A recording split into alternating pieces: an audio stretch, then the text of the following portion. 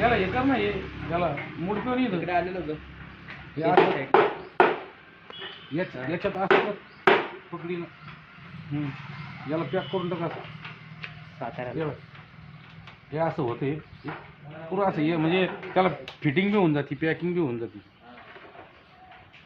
काय सांगत आहे? सायनाथ भाऊ, तुम्ही जो बनवलाय पिंजरा हा कशासाठी बनवला, जरा सविस्तर माहिती द्या बरं. हा पिंजरा बनवला आम्ही माशासाठी. आणि अशी माशी आम्ही आता धरणार आहे. म्हणजे वर्क अशा प्रकारे हा पिंजरा वर्क कसा करतो ते सांगा प्रेक्षकांना, म्हणजे कळेल ते काय आहे ते. हा?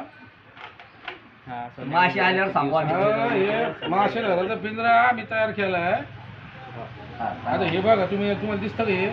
हो हे पाण्याचा जार कट केला मधून, स्प्राईटची प्लास्टिकची बाटली कट करून समोरचं झाकण ते तोंड कापलं, त्याच्यानंतर याला इथं फिट केलं.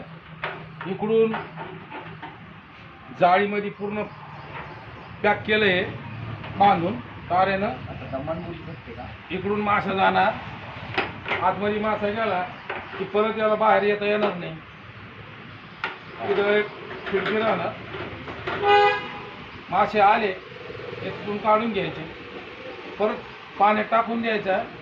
त्याच्यात काही खाद्य टाकायचं, चिकनचे काही आतडे म्हणा किंवा बकऱ्याची बोटीचे काही टाकायचे, याच्यात पाण्यात सोडून द्यायचा. याला दोरी बांधायचे, मासे इकडून जाणार, आतमध्ये गेले की बाहेर निघाला, रस्ता नाही. ताजे ताजे मासे तयार करू.